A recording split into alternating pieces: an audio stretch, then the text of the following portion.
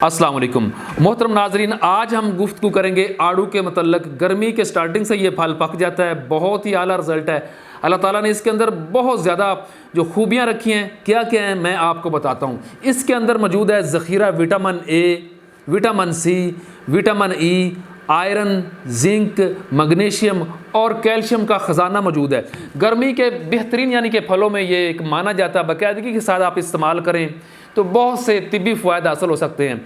यानी जो गर्मी शदीद किस्म की है तो आप इसका इस्तेमाल करेंगे तो इसकी तासीर क्या है, इसकी तासीर ठंडी है जो ना सिर्फ आपको गर्मी की शिद्दत को कम करती है बल्कि डिहाइड्रेशन से बचाने में भी अहम किरदार अदा करती है।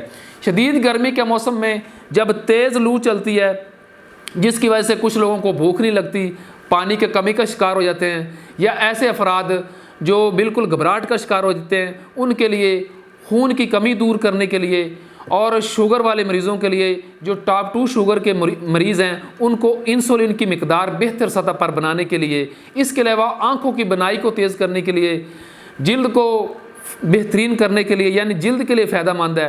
अलगर्ज़ बहुत सी आला शिफाई किस्म के ये आड़ू मौजूद है।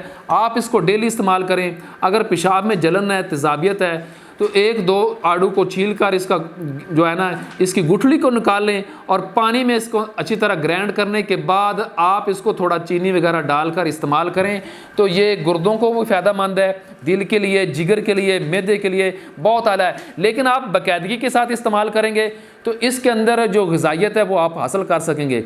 इसके साथ ही जो चीज़ आपने नहीं खानी वो है चिकनाई वाली चीज़ें, समोसा, पकौड़ा। इस गर्मी में जलेबी का हरगिज़ इस्तेमाल ना करें। आपने सिर्फ यही इस्तेमाल करना है।